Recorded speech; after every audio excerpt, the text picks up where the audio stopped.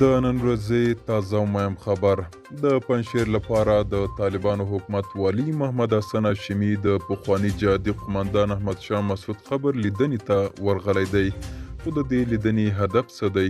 ملګرو، که تاسو هم غواړئ چې پوه شئ ویډیو تر پایه وګورئ، او که تر اوسه پورې مو پښتو پلس یوټیوب چینل نه وي سبسکرایب کړی هم دا اوس یې سبسکرایب کړئ تر څو نوي او تازه معلومات تر تاسو در ورسیږي. د باختر دولتي خبري اژانس د ریپورټ له مخې ښاغلي هاشمي له قوله ویل شوي چې هدف یې د هغو ګنګوسو ردول دي چې ګواکې د احمد شاه مسعود قبر ته زیان رسېدلی دی. د روانې میاشتې لومړۍ کې پر خواله رسنۍ یوه ویډیویي کلیپ کې لیدل کېدل چې د پخواني جهادي قومندان احمد شاه مسعود د قبر ځینې برخې ویجاړې شوي دي.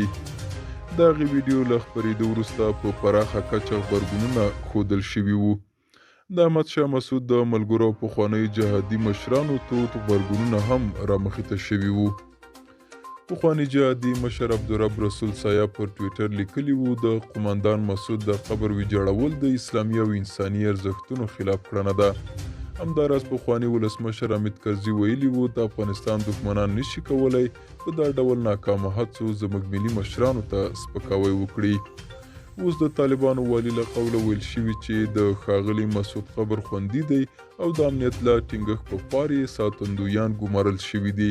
نوموړی وایي د قبر شاوخوا ساحې تنظیف لپاره هم کسان ګمارل شوي دي. ملګرو، دا وه زموږ نننۍ چمتو شوې ویډیو. که تاسو کوم نظر یا پوښتنه لرئ له موږ سره په کمنټ کې شریکئ. تر بلې ویډیو مو په لوی الله سپارم. ښه وخت او ښې چارې.